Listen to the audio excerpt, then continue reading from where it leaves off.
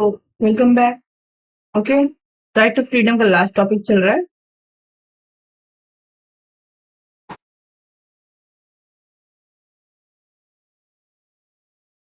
दशाओं में गिरफ्तारी और निरोध से संरक्षण। क्या हो रहा है? किसी कारण से गिरफ्तारी या निरोध से आपको क्या दी जा रही है? सेफ्टी दे रहा है। ठीक है, सेफ्टी दे रहा है। किन दशाओं में? जरा हम आर्टिकल देख लेते हैं।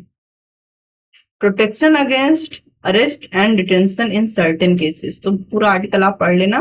ठीक है, पहला हम पढ़ रहे हैं, फिर हम शॉर्ट में बता दे रहे हैं। No person who is arrested shall be detained in custody without being informed as soon as may be of the grounds for such arrest, nor shall be denied the right to consult and to be defended by a legal practitioner his choice। देखो, ये हमने Google पे search मारा था और कोई website है कानून, ठीक है, वहां पे वो आर्टिकल दिख गया। ठीक है, तो ये मेरा प्रॉपर्टी नहीं है, उन्हीं का है। सिर्फ आपको दिखाने के लिए मैंने यहाँ पे गूगल पे सर्च किया है। Okay। तो सबसे पहला क्या कहता है?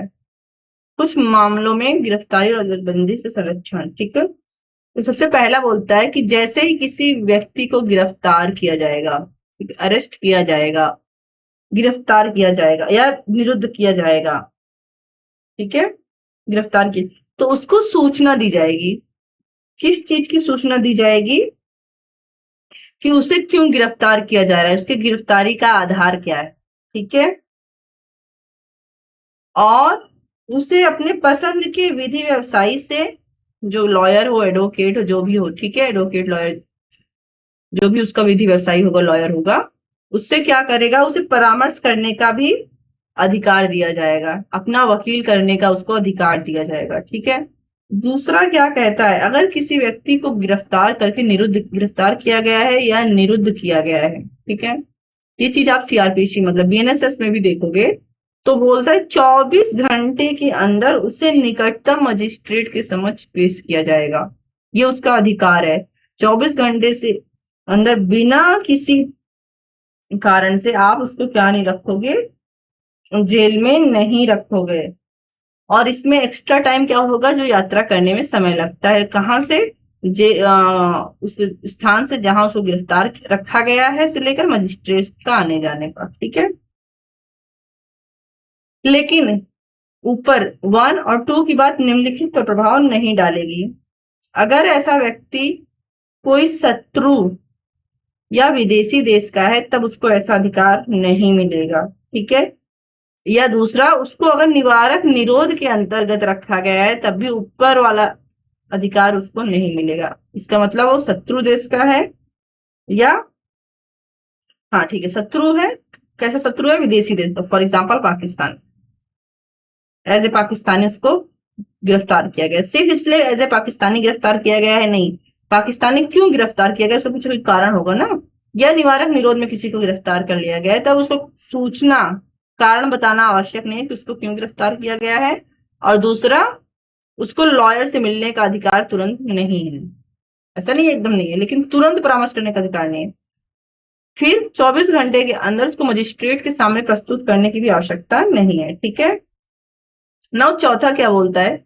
किसी बात के होते हुए, मान लो किसी को अगर थर्ड में निवारक निरोध में किया गया, ठीक है, चौथी बात बोलिए, अगर मान लो निवारक निरोध में किया गया और 24 घंटे में तो मजिस्ट्रेट के सामने ले ही नहीं जाना है, तो क्या किया जाएगा? हमेशा निवारक निरोध में रहेगा? नहीं, उसको 3 मंथ से ज्यादा निवारक निरोध में नहीं रखा जाएगा। ठीक है, लेकिन किसी भी हालत में, लेकिन अगर, पांचवा बता रहा है, अगर एक सलाहकार बोर्ड बनाई जाए,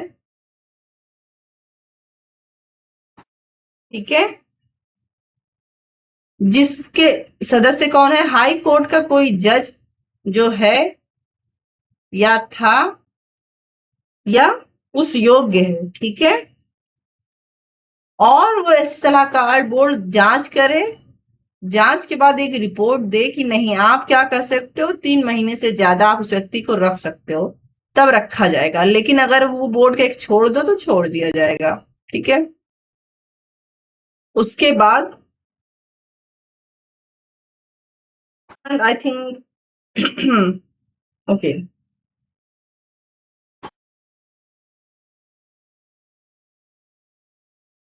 है पावर किसके पास है ऐसा लॉ बनाने की? संसद के पास है। ठीक है, इतना ही जानना है।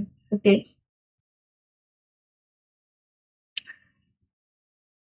तो ये वाला जो है 4 का ही वो था, ठीक है, एक्स्ट्रा था, 5 नहीं था। 5 क्या कह रहा है? ठीक है, 5 क्या कह रहा है? 20 to 5 क्या कह रहा है? अगर ऐसा निवारण निरोध जो है, निवारण निरोध की विधि जो संबंधित बनाई गई है उसका उल्लंघन करके किसी को किया गया है, तब उस व्यक्ति को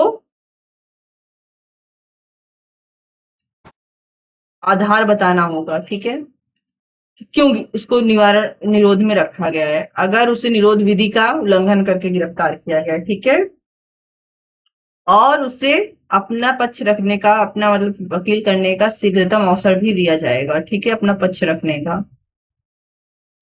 फिर 22(6) से वो क्या कहती है?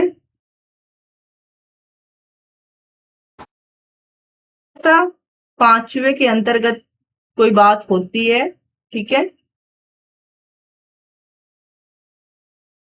अपराध कोई ऐसे तथ्य हैं जिनको प्रकट करना आवश्यक है, बट अगर उन तथ्य को प्रकट करने से लोकहित खतरे में पड़ेगा, मान लो दंगा फैल जाए वगैरह, है ना, तो प्राधिकारी को ऐसी तथ्य को प्रकट करना आवश्यक नहीं है। नाउ अभी हमने कहा इससे संबंधित विधि कौन बनाएगा? तो संसद बनाएगा। ठीक है, ठीक है, किस बारे में? कब 3 मंथ से ज्यादा किसी व्यक्ति को बिना सलाहकार बोर्ड के निरुद्ध किया जा सकता है? ठीक है,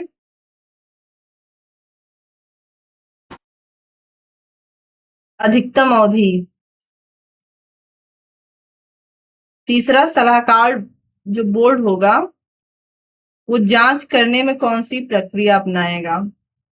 इसका मतलब ये सारा लॉ किसके अधिकार है? संसद के पास है। मतलब अगर ये लिस्ट में होगा तो किस में होगा? यूनियन लिस्ट में होगा, है ना। ठीक है, एक्स्ट्रा। ओके, तो ये 24 घंटे वाला आपको बेनिफिट में दिखेगा। ठीक है, आज के लिए इतना ही, फिर हम मिलेंगे अगली क्लास में। तब तक के लिए bye bye. Please subscribe and share if you think it's just a little bit to helpful to you. Okay, bye bye.